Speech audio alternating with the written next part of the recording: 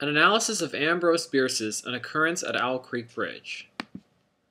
Ambrose Bierce lived from 1842 to 1914. His parents were fervently religious, so as a young man, he was very anti-religious. He was strongly against slavery, so he enlisted in the Union Army during the Civil War. He took part in one of the bloodiest battles of the war, the Battle of Shiloh. Exposure to this kind of brutality affected his worldview significantly. He experienced a number of personal tragedies and broken friendships and relationships that soured his view on the world. He had a very bad marriage which ultimately ended in divorce. He once said, "You are not permitted to kill a woman who has wronged you, but nothing forbids you to reflect that she is growing older every minute. You are avenged 1,440 times a day." He became well known as a journalist and critic, often referred to as Bitter Bierce. Bierce defined happiness as an agreeable sensation arising from contemplating the misery of another. At age 72, he decided to go to Mexico during its revolution to seek the good, kind darkness. What happened to him is a mystery. Some have said he committed suicide at the Grand Canyon. Others say he died in a battle in the Mexican Revolution.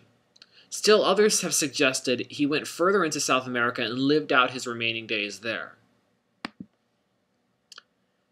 His stories often deal with death.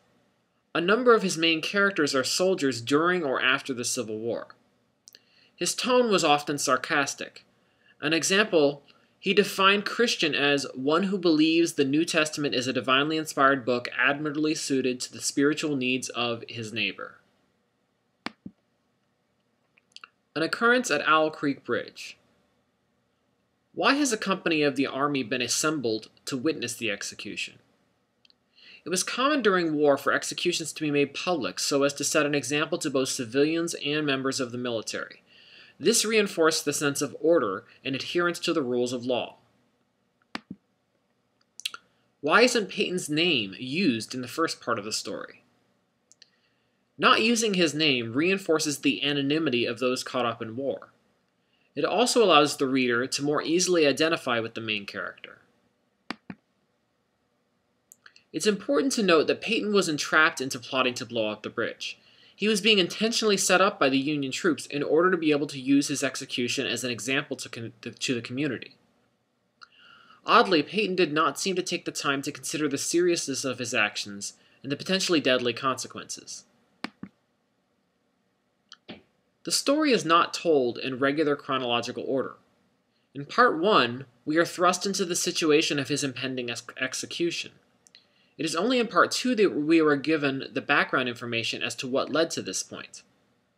One effect of this narrative approach is heightened interest and suspense, since a slow exposition is avoided, and the plot begins immediately with the rising action. Note the vivid description of being hung at the beginning of Part 3. This is an example of a realist description. The fortunate circumstance that allows Peyton to escape his hanging is clearly not a realist element. The story through the remainder of Part 3 is very adventurous and echoes the writing style of Mark Twain in the main character's good fortune. At the very end, Peyton seems to reach his destination, and the story appears to end in joyous fashion. But then, all hope is dashed, as we learn that this was all merely flashing through his mind at the moment of his death.